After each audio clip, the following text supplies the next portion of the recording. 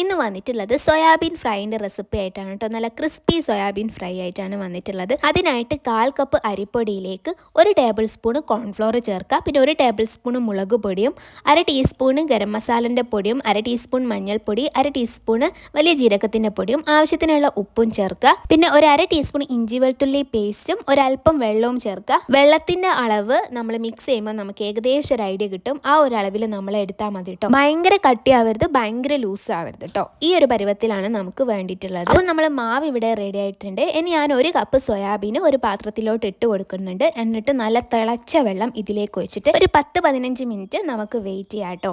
എന്നിട്ട് നമ്മൾ അത് നന്നായിട്ട് അതിലുള്ള വെള്ളമൊക്കെ സ്ക്യൂസ് ചെയ്തിട്ട് വേണം നമ്മൾ ഈ ഒരു സോയാബീനെ നമ്മൾ ഉണ്ടാക്കി വെച്ചിട്ടുള്ള മസാലയിലേക്ക് ചേർത്ത് കൊടുക്കാനായിട്ട് കേട്ടോ. അപ്പോൾ ഏകദേശം 10-15 മിനിറ്റ് കഴിഞ്ഞിട്ടുണ്ട്. അപ്പോൾ ഞാൻ എല്ലാം സ്ക്യൂസ് ചെയ്ത് മാറ്റിയിട്ടുണ്ട്. എന്നിട്ട് നമ്മളിതാ ഈ ഒരു മസാലയിലേക്ക് ചേർത്ത് കൊടുക്കുകയാണ് കേട്ടോ.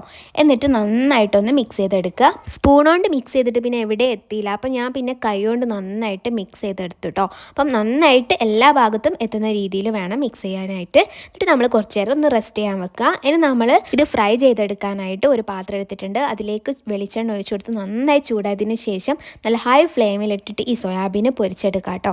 അപ്പം തിരിച്ചു മറിച്ചിട്ടെടുക്കുക, നന്നായിട്ട് പൊരിച്ചെടുക്കുക. അപ്പോൾ അടിപൊളി ടേസ്റ്റുള്ള സോയാബീനാണ്. എന്തായാലും ട്രൈ ചെയ്ത് നോക്കാം കേട്ടോ. ഇഷ്ടമായിട്ടുണ്ടെങ്കിൽ എൻ്റെ ചാനൽ സബ്സ്ക്രൈബ് ചെയ്യുക. എൻ്റെ പ്രീവിയസ് വീഡിയോസൊക്കെ കാണുക. നിങ്ങളെ ഫ്രണ്ട്സിനും ഫാമിലിക്കും ഒക്കെ ഒന്ന് ഷെയർ ചെയ്ത് കൊടുക്കുക കേട്ടോ. കുട്ടികൾക്കൊക്കെ നമുക്ക് സ്കൂളിലേക്കൊക്കെ കൊണ്ടുപോകാൻ പറ്റിയ ഒരു അടിപൊളി ആയിട്ടാണ്. അപ്പോൾ എന്തായാലും ട്രൈ ചെയ്യുക. അപ്പോൾ എല്ലാവർക്കും ഓക്കെ, ബൈ.